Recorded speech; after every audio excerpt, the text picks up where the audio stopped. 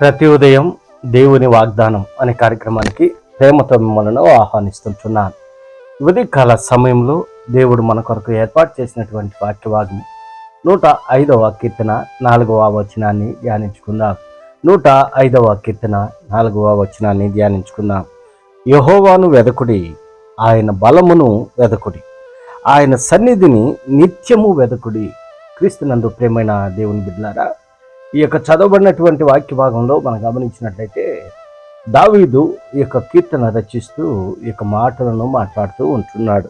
మరి ప్రాముఖ్యమైనటువంటి మాట ఇక్కడ మనం గమనించినట్లయితే వెదకుడి అనేది చాలా ప్రాముఖ్యంగా మనం చూస్తుంటున్నాం. ఎవరిని వెతకాలి అని అంటే దావీదు హెచ్చరిక చేస్తుంటున్నాడు. యెహోవాను వెదకుడి, ఆయన బలమును వెతకుడి, ఆయన సన్నిధిని నిత్యము వేదకుడి అని అది పదే పదే ఈ యొక్క మాటలను ఉచ్చరిస్తూ ఉంటున్నాడు.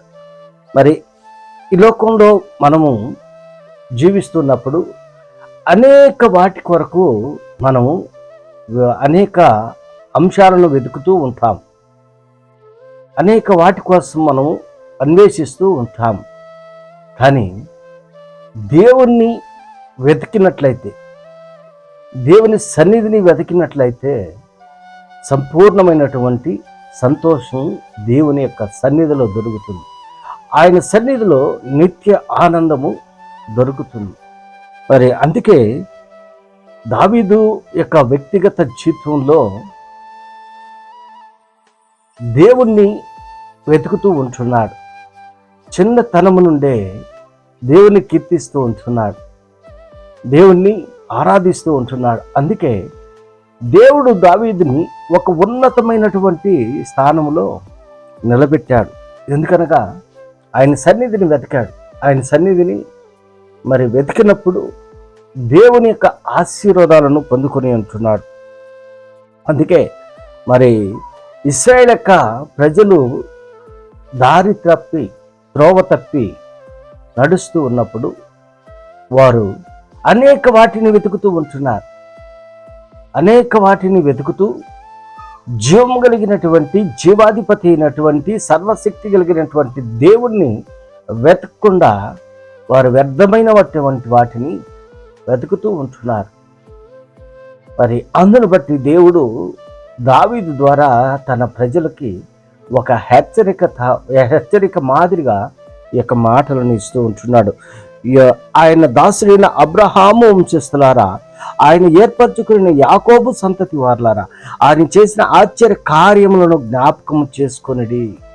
మరి అబ్రహాము మరి వంశస్థులారా, ఆయన ఏర్పరచుకున్న యాకోబు సంతతి వారులారా, ఆయన చేసినటువంటి ఆశ్చర్య కార్యం, మరి ఇశ్రాయేలు యొక్క ప్రజల జీవితాల్లో దేవుడు అనేక ఆశ్చర్య కార్యాలను చేసి ఉంటున్నాడు, అనేక అద్భుతాలను చేసి ఉంటున్నాడు.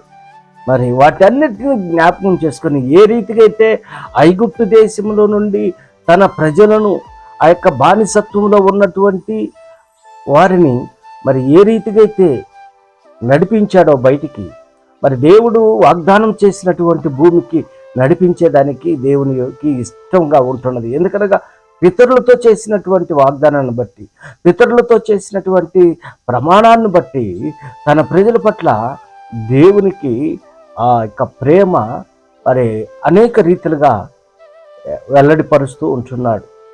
ఇశ్రాయేలు యొక్క ప్రజలు దేవుని పైన సనుక్కున్నారు, దేవునికి దూరంగా మరి జీవించారు.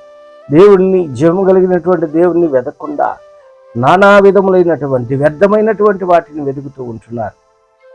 అందుకే మరి మనం బైబిల్లో గమనించినట్లయితే మరి అడుగుడి మీకు ఇవ్వబడును, వెదకుడి మీకు దొరుకును, తట్టుడి మీకు తీయబడునని దేవుని యొక్క వాక్యంలో మనం అడుగు ప్రతి వారికి ఇస్తానండి.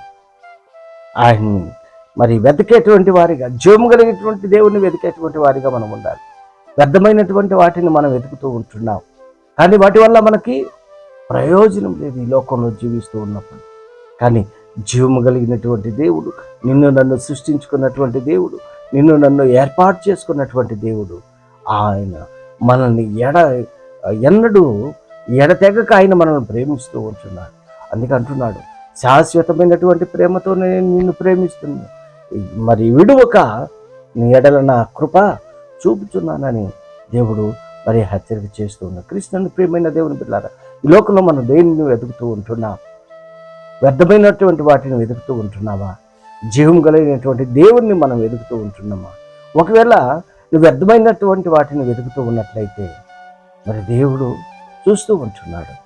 ఆయన్ని వెతికేటువంటి వారిగా, ఆయన సన్నిధిని వెతికేటువంటి వారిగా నీవు నేను ఉండాలని ఈ కొద్ది మాటల ద్వారా నేను హెచ్చరిక చేస్తుంటాను. దేవుడి యొక్క మాటను మరెక్కువగా మనందరి జీవితాల్లో ఫలభరితంగా చేయనుగాక.